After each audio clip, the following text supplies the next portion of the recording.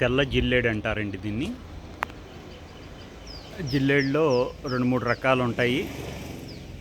తెలుపు, బూడిద రంగు, పసుపు వర్ణం కూడా ఉంటాయి అని కూడా అంటూ ఉంటారు. ఎక్కువగా మనకి తెలుగు రాష్ట్రాల్లో తెలుపు, బూడిద కలర్ ఉన్న రంగుది మాత్రమే కనపడతాయి.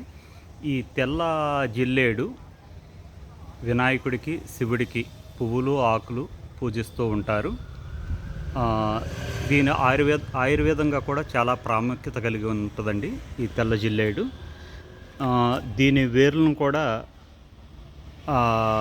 ఆయుర్వేదం ఔషధాలుగా ఉపయోగిస్తారని పెద్దలు చెప్తూ ఉంటారు. అలాగే ఈ తెల్ల జిల్లేడు ఆకులు కోసేటప్పుడు పాలు వస్తాయి. ఆ పాలుని కళ్ళల్లోకి పడకుండా ఉండటం జాగ్రత్త పడాలి. మనం పెద్దల నుంచి తెలుసుకున్న విషయం. ఏదేమైనా ఈ తెల్ల జిల్లేడికి చాలా ప్రాముఖ్యత ఉన్నది. దీన్ని వచ్చే గాలి కూడా శాస్త్రీయంగా మంచిదని నేను వినటం జరిగింది పెద్దల నుంచి. ఓం గం గణపతే నమః. ఓం నమః శివాయ. శ్రీమాత్రే నమః.